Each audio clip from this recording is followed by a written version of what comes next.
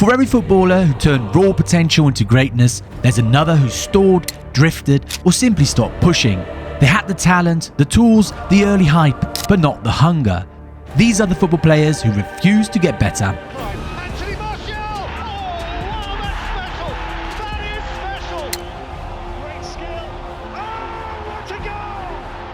Balotelli from long distance, lifting it into the corner.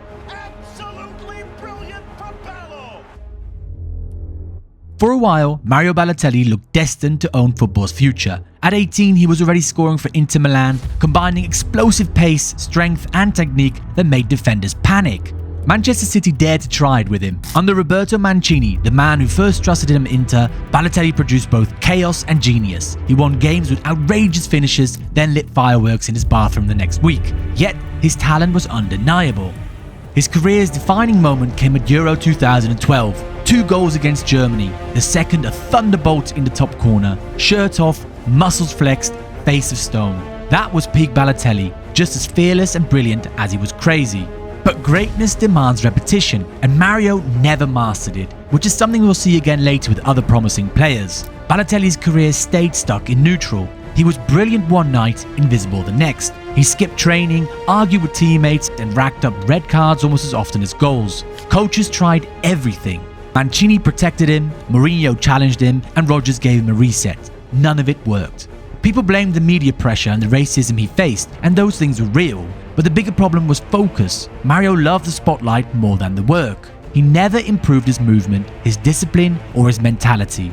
What should have been steady growth turned into a carousel of short stops. Milan, Liverpool, Nice, Marseille, Brescia, all the same story.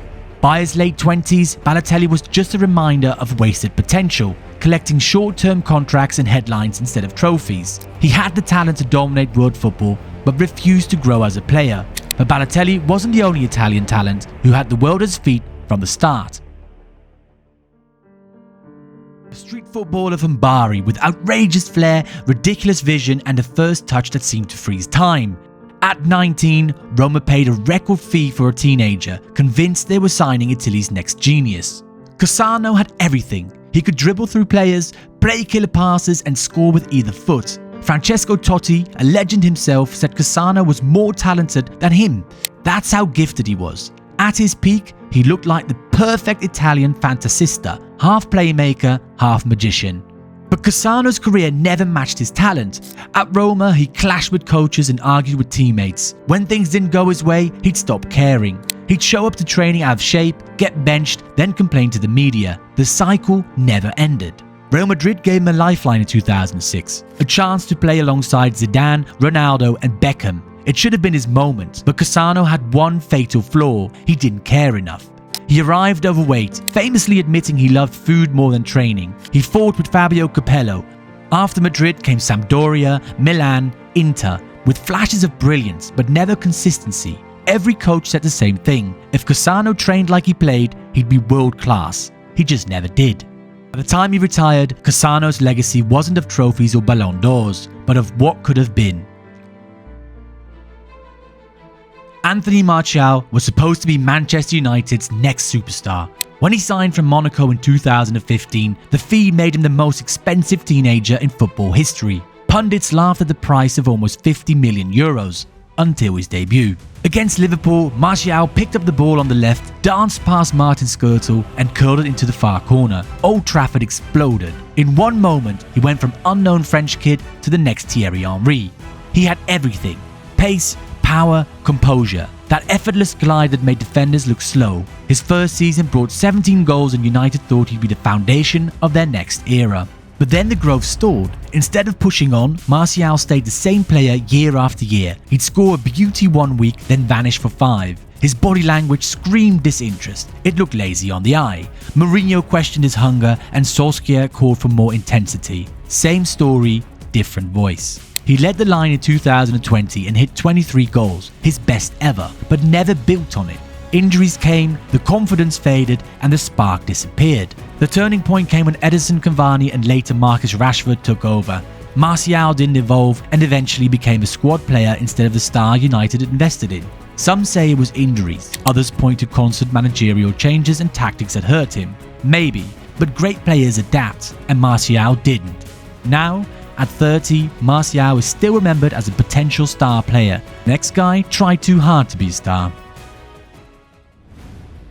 There are some players who seem to be made for YouTube compilations, and Adel Taarabt might be the ultimate example. At QPR, Taarabt looked like a magician. Step-overs, nutmegs, dribbles from his own half, he turned the championship into his personal playground. Fans nicknamed him the Moroccan magician because he could win games single-handedly. There was always a catch. Taarabt wanted to play football on his own terms. At Tottenham, he struggled for minutes under managers who demanded structure. That's when QPR took the gamble, and for a short while, it looked genius.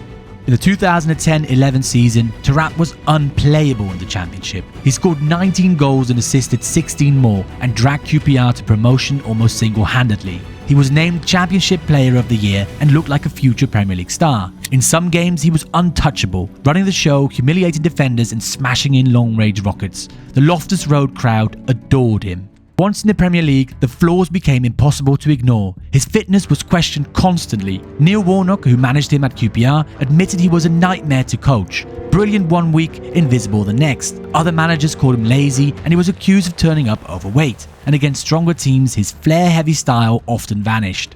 Critics argued he didn't take football seriously enough. Some fans say he never had the discipline to succeed at the top level. Others point out that QPR was simply too weak a side for him to shine consistently in the Premier League. But the truth was clear. Taarabt had the tools, but not the habits. He wanted the spectacular, not the grind. Later in his career, he reinvented himself briefly at Benfica, surprisingly playing as a hard-working midfielder in his late 20s. But by then, the prime years were already gone, which is something that can also be said about Dele Alli. Although it felt like England had struck gold when Dele Alli first burst onto the Premier League scene. Spurs signed him from MK Dons in 2015 for just £5 million, and within months he looked like the steal of the decade. Dele had that rare timing for arriving late in the box, scoring volleys and linking well with Harry Kane. He won PFA Young Player of the Year twice in his first 2 seasons at Spurs. He scored 18 Premier League goals in his second season and was hailed as one of England's brightest talents. But the climb stopped almost as quickly as it started. After 2018, Dele's form dipped. He lost sharpness, his decision-making regressed, and managers began to question his professionalism. Mauricio Pochettino, who had nurtured him, was replaced, and Jose Mourinho famously told him in training, "When you're older, you'll regret not working harder." At the time, it felt harsh and unfair. In hindsight, Jose was right all along. Some defended Dele, blaming Tottenham's tactical shifts. Spurs moved from a pressing, fluid system under Poch to more rigid setups, and Dele's natural role as a second striker disappeared. Injuries also nagged at him. The most telling part of Dele's story came later, when he bravely admitted in interviews that personal struggles, childhood trauma, addiction and mental health battles had weighed on him throughout his career, and he isn't the only player on this list who went through personal struggles. That honesty from Dele Alli made fans sympathise, but it also explained why his rise stopped so abruptly. Today, Dele is still only in his late 20s, but his peak feels long gone. He went from England's brightest hope to being released by Como after just one appearance. Sir Alex Ferguson once called him the most naturally gifted player he's ever worked with. Think about that. Fergie coached Cristiano Ronaldo, Wayne Rooney, Ryan Giggs and Paul Scholes, and yet he singled out Morrison. That's how much talent he had. As a teenager, he seemed to have it all: dribbling, vision and composure. Coaches thought he'd be England's next midfield genius, but his career became the definition of wasted potential. Morrison was involved in off-field incidents as a teenager, clashed with authority and gained a reputation for being uncoachable. United protected him for as long as they could, but even Ferguson's patience had limits. Eventually, the club let him go, a shocking move at the time given how highly they rated him. West Ham picked him up, hoping to rebuild his career, and for a brief spell it looked like they'd found a gem. His solo goal against Tottenham in 2013, running from inside his own half, skipping through defenders and finishing coolly, was hailed as the goal of the season. Fans thought it was the day Ravel Morrison finally arrived. But it was false dawn. Discipline was always the problem. Some say Morrison was a victim of circumstances. He grew up with difficult surroundings and the baggage followed him. Others argue he never had the mentality to survive the grind of professional football. In truth, it was both. The talent was undeniable, but talent isn't enough when the professionalism isn't there. Despite some highlights, Morrison's downfall was entirely self-inflicted. But if you want the definition of a highlights player, look no further than Hatton Ben Arfa. He scored some of the Premier League's most unforgettable goals for Newcastle. His solo run against Bolton, carrying the ball from halfway, slicing through defenders and finishing calmly, looked like a Messi tribute act. Newcastle fans adored him, and on his day, he could light up the league. But the problem was the other days, the ones where nothing worked. Alan Pardew and Newcastle eventually had enough and moved on. He clashed with managers, refused to track back, was inconsistent in training, and frustrated teammates with his decision-making. At PSG, Unai Emery froze him out after a heated argument over being dropped for a cup final, accused of being lazy and self-centered. For 15 months, Ben Arfa didn't play a single match. Fans still love him because when he was good, he was that good. But the consistency was never there. He lived for the spectacular, not the simple, something the next player didn't do either. When Manchester United signed Anderson in 2007, the hype was enormous. Still just 19, he had already won the Golden Boy Award, the same prize later handed to Messi, Aguero and Mbappe. Coming from Porto, he was supposed to be the heir to Paul Scholes for the next decade. He had energy, flair and technical skill, a perfect modern midfielder. In his debut season, he played a role in United's Champions League triumph. There were flashes of brilliance too, dominant displays against Arsenal, lung-busting runs, moments where he seemed untouchable. But as the seasons rolled on, Anderson didn't develop and his fitness collapsed. Every summer he came back overweight. Teammates joked about his diet and fans joked about his body shape. Some point to injuries as a turning point. Anderson suffered serious knee issues and they undoubtedly robbed him of sharpness. But the bigger issue was attitude. Injuries happen to everyone. The greats respond with discipline and conditioning. Anderson never did.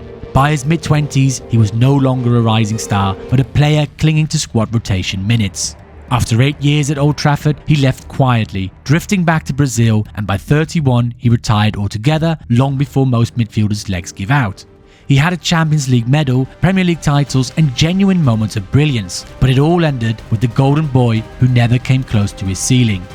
Talent is everywhere in football, but talent without discipline is just potential. All these players had the gifts to be world class, but they refused to build on them. If you enjoyed this video, then be sure to give it a like, and we're pretty sure that you should give this video a watch too.